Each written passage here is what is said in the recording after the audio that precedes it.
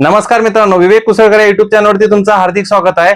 ST महामंडळामध्ये जी mega भरती निघणार आहे आपण त्याच्याविषयी बोलणार आहे मित्रांनो।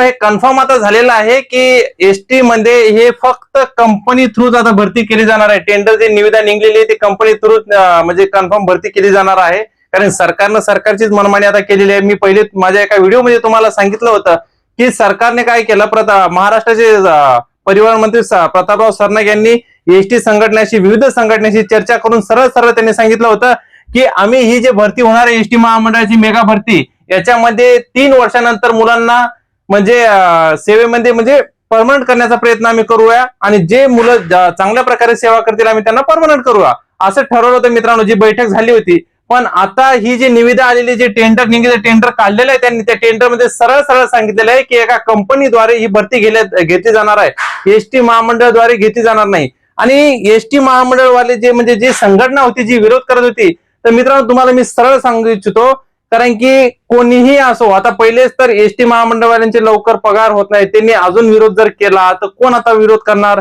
तर त्यांनी जास्त काही मनावर घेतलेलं नाहीये। तर मला तुम्हाला सांगायची एकच सर्वात मोठी बाब अशी आहे की आपण सगळ्यांनी मिळून, मेन म्हणजे मी माझ्यासोबत असे विविध, पण मी तुम्हाला एक सल्ला देतो की तुम्ही 10 विद्यार्थी मिळून सगळे प्रादेशिक विभाग, विविध प्रादेशिक विभागामध्ये, विविध आमदारांमध्ये जे विविध नेते मंडळी त्यांना तुम्ही लेटर द्या, पत्र द्या की बाबा ही भरती जी आहे ही कॉन्ट्रॅक्ट पद्धतीची भरती आहे, ही रद्द करण्यात यावी आणि परमनंट भरती एसटी महामंडळामध्ये आहे ती भरती घेण्यात यावी।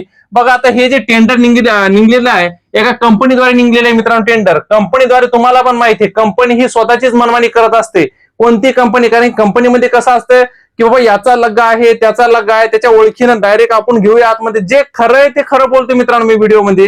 कारण की अनेक तुम्ही असे युट्यूबर व्हिडिओ बघितले असतील, खूप असे युट्यूबर व्हिडिओ असे बनवतात की क्लासेसवाले की नाही असं होईल तसं होईल, पण जे खरं आहे खरं मांडणं गरजेचं आहे, कारण की खरं जरी थोडंसं टोचलं तरी चालेल पण खरं बोलणं योग्य आहे मित्रांनो।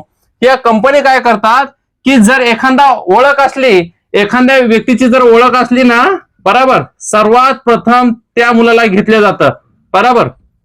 एखाद्या मंत्री असला किंवा नेता असला किंवा आमदार असला, खासदार असला, त्या कंपनीवाल्याला जर त्यांनी लेटर दिलं की बाबा हा ओळखीचा आहे, तुम्ही याला घेऊन टाका या विद्यार्थ्याला, तर डायरेक्ट त्याला घेऊन टाकतात। तर असं आहे, कंपनी त्यांची मनमानी स्वतः करत असते मित्रांनो। तर दुसरा मुद्दा आहे करार, बरोबर। कंपनी थ्रू जरी घेतला तर करार पद्धत ही होणारच आहे तशी, पण कसं आहे कंपनीमध्ये कंपनी तुम्हाला कधीही म्हणजे कामावून काढून टाकू शकते, कारण कसं आहे तुम्ही कंपनीशी करार करताय, डायरेक्ट एसटी महामंडळाशी करार नाही करणार मित्रांनो तुम्ही, कारण कसं आहे कंपनी ही कधीही काढू शकते। आता जर तुम्ही बघायला जर गेलात तर मी सर्वात महत्वाचा मुद्दा तुमच्या समोर मांडू इच्छितो।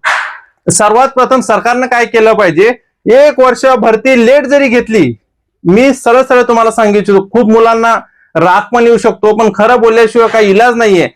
1 वर्ष भरती लेट जरी घेतली तरी चालेल, पण सरकारला एकच माझी विनंती आहे की 2019 मध्ये जी भरती घेण्यात आली होती, बरोबर, ते मुलं आता पण काम करत आहेत कॉन्ट्रॅक्ट बेसवर, त्या मुलांना सर्वात प्रथम तुम्ही परमनंट केलं पाहिजे, बरोबर, आणि त्याच्यानंतर ही भरती घेतली पाहिजे मित्रांनो। 2019 जे मुलं घेतलेले आहेत ना त्यांना परमनंट करण्यात आलं पाहिजे आणि त्याच्यानंतर ही भरती घेण्यात आली पाहिजे। आता बघा दुसरं म्हणजे हे मुंबई प्रादेशिक विभाग, पुणे प्रादेशिक विभाग, नाशिक, छत्रपती संभाजीनगर, नागपूर, अमरावती, या सगळ्या ठिकाणी मित्रांनो, या सगळ्या ठिकाणी टोटल विविध जागा आणि विविध भरती ही करार पद्धतीनेच घेण्यात येत आहे मित्रांनो।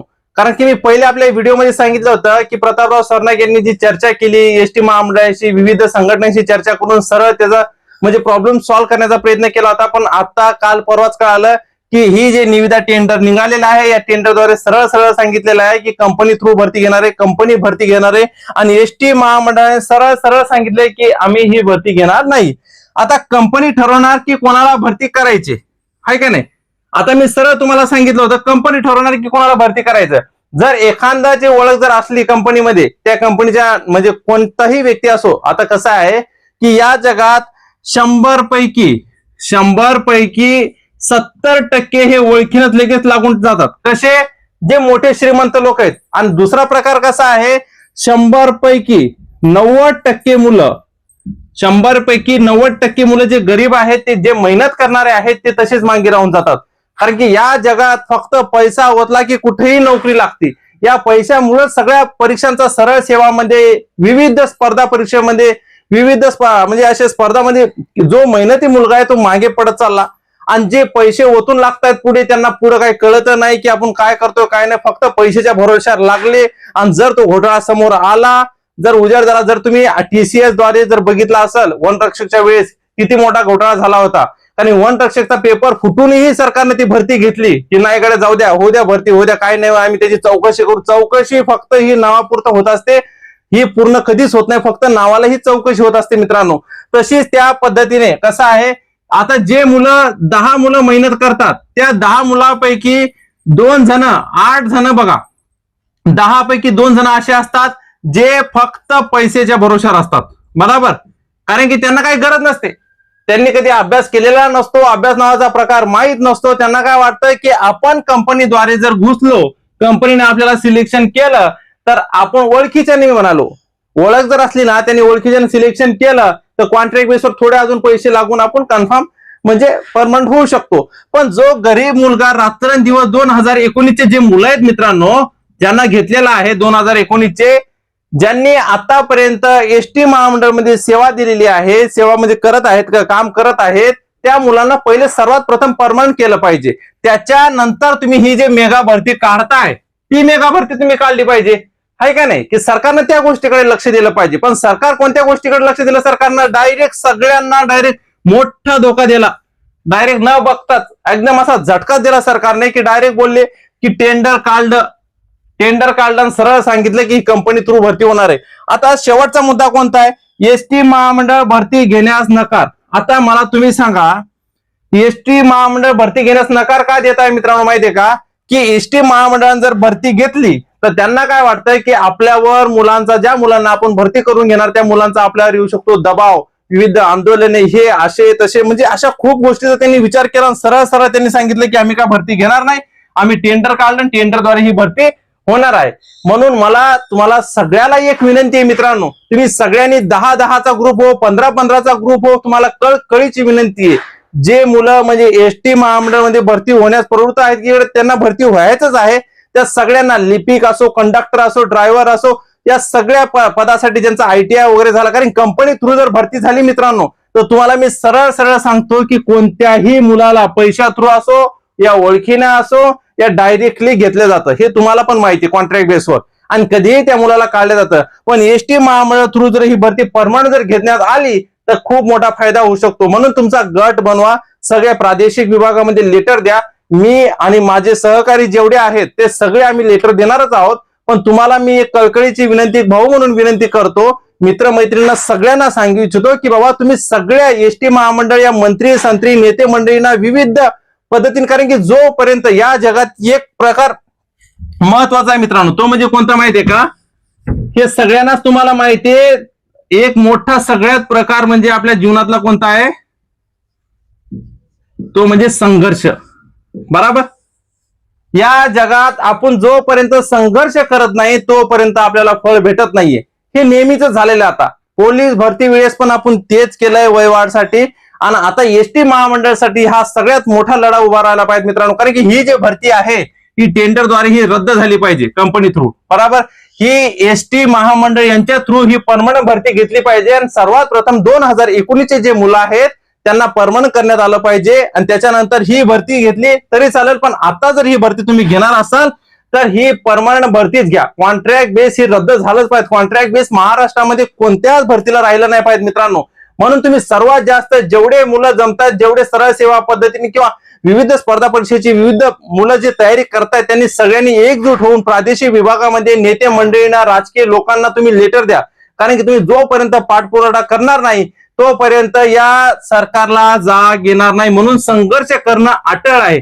म्हणून तुम्हाला मी सरळ एक पद्धत, तुम्हाला माहित असेल, एखादा जागी असलेला माणूस जर त्यांनी डायरेक्ट सांगितलं की मी झोपलेलो आहे, एखादा जागी असलेला माणूस त्यांनी सरळ सांगितलेलं की मी झोपलेलो आहे, त्याचे डोळे उघडे आहेत, पण सरळ सांगितलं की मी झोपलेलो आहे, जागी नाहीये, तसा माणूस मेलेला बरा.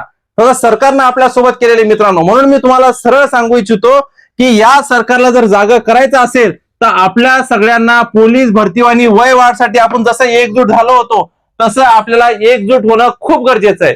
कारण एकजूट जोपर्यंत होत नाही तोपर्यंत सरकारला जाग येणार नाहीये. त्याच्यामुळे सगळ्या मित्र मैत्रिणींना, मुलांना, सगळ्यांना विनंती आहे, आम्ही पण, आमचे सहकारी पण, सगळे आम्ही मिळून लेटर सगळीकडे देणारे. राजकीय लोकांना तुम्ही जेवढे लेटर देसाल, जेवढे त्यांना विनंती करसाल, कारण की याच्या व्यतिरिक्त आपल्याला दुसरा इलाज नाही. कारण की ही भरती कंपनी थ्रू जर झाली तर त्याचा काहीही मुलांना फायदा होणार नाही. कंपनी मुलांना कधीही काढू शकते कामावरून, आणि कंपनी ही आपल्या ओळखीच्या लोकांना लवकर घेते, हे तुम्हाला पण माहित असेल मित्रांनो. म्हणून तुम्हाला कळकळीची विनंती आहे की जेवढं होते तेवढे राजकीय लोकांद्वारे, जेवढं म्हणजे ज्या नेत्यांना, मंत्रींना जेवढं तुम्हाला लेटर देता येईल, प्रादेशिक विभागामध्ये विविध प्रादेशिक, छत्रपती संभाजीनगर, मुंबई, पुणे, नाशिक, अमरावती, नागपूर, या अशा विविध प्रादेशिक विभागामध्ये तुम्ही लेटर द्या. ही भरती परमनंटच झाली पाहिजे, एसटी महामंडळ थ्रू झाली पाहिजे. ही भरती कॉन्ट्रॅक्ट बेसवर कंपनीद्वारे नाही झाली पाहिजे, आणि हे जे टेंडर निघलेलं आहे हे रद्द झालं पाहिजे. म्हणून जास्तीत जास्त मित्रांनी याचा पाठपुरावा करावा, एक भाऊ म्हणून मी तुम्हाला विनंती करतो. आणि हा जर व्हिडिओ तुम्हाला आवडला असेल तर तुम्ही जास्तीत जास्त तुमच्या मित्रांपर्यंत शेअर करा, की या व्हिडिओद्वारे खूप मुलांनी असं एकत्र येऊन हे वेगवेगळे पत्र नेते मंडळींना देऊन ही भरती टेंडरद्वारे जी आहे ती रद्द करण्यात यावी, ही एसटी महामंडळ थ्रू घेण्यात यावी आणि परमनंट व्हावी. यासाठी तुम्ही हा व्हिडिओ जास्तीत जास्त शेअर करा. चॅनलवर जर तुम्ही नवीन असाल तर व्हिडिओला नक्कीच लाईक करा, चॅनलला नक्कीच सबस्क्राईब करा. थँक्यू.